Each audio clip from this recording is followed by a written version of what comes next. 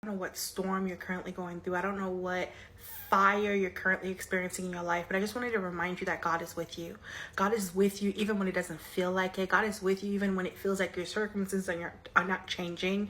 God is with you. I think sometimes even when we believe that God is working on our behalf, like we look on our situations and we think like he's working from afar, but we don't like always believe in like his tangible presence.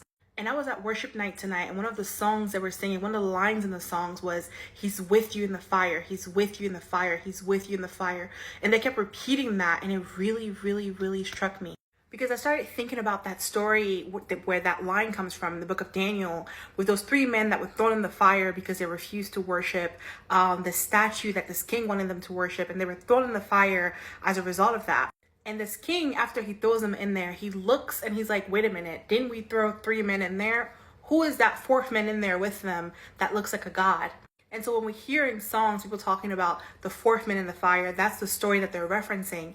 And as they kept singing that line, he's with you in the fire, he's with you in the fire, he's with you in the fire, what kept like coming to my mind was like, God could have saved them without making his presence known. He could have saved them without like having a physical manifestation of his presence for them to see and for their enemies to see.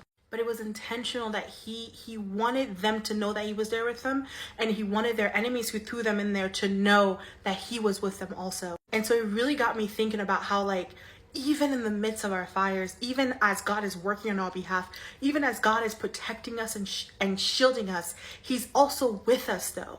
And there's a certain peace and comfort that comes from knowing that like God doesn't just work on your behalf. God doesn't just advocate for you. He doesn't just do stuff for us. He's also with us in the midst of everything that we're going through. Like he is with us.